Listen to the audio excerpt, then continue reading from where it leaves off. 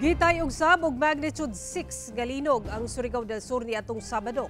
Ang PHIVOLCS pasabot kung anong sunod-sunod na ang mga linog sa nasod. Ano ang report ni Argil Relator? Patulog na kining magbanay sa Tandag City, Surigao del Sur Sabado sa gabi. Sa dihang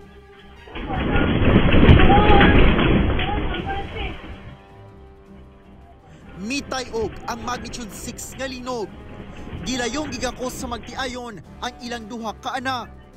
Dayon migawas dihang miundang na ang pagtay-og.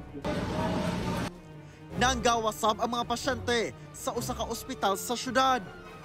Sa lungsod sa Tagbina, miambak gikan sa terrace sa kaduhang andana sa iyang balay, padulong sa garahe kining lalaki. Nagkatapok na sila og naniid hangtod sa miundang ang linog.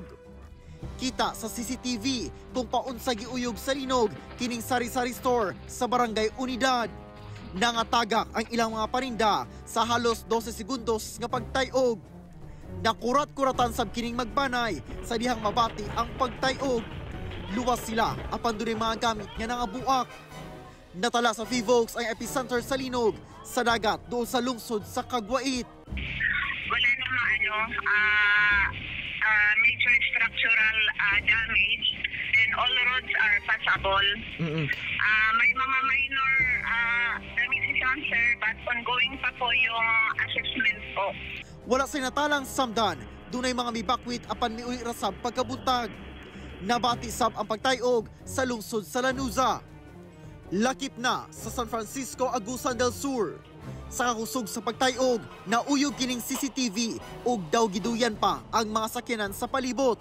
Sumala sa PHIVOLCS, nabati ang pagtay-og sa pipila ka bahin sa Northern Mindanao, Caraga, Eastern Visayas ug Davao Region.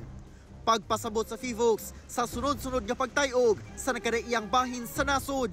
Ang dahilan po niyan sa ating bansa ay napakaraming aktibong faults sa lupa at sa dagat at ganoon din yung trends na tinatawag kung saan yung karagatan ay sumusuksok pa din sa Pilipinas. Kada araw may 30 earthquakes at least na nare-record ang DOST PHIVOLCS. Una nang giingon sa PHIVOLCS nga ang paglihok sa Philippine Trench ang hinungdan sa pagtay-og sa Davao Oriental niya adtong Biyernes. Ako si Argil Relator. 1 Mindanao.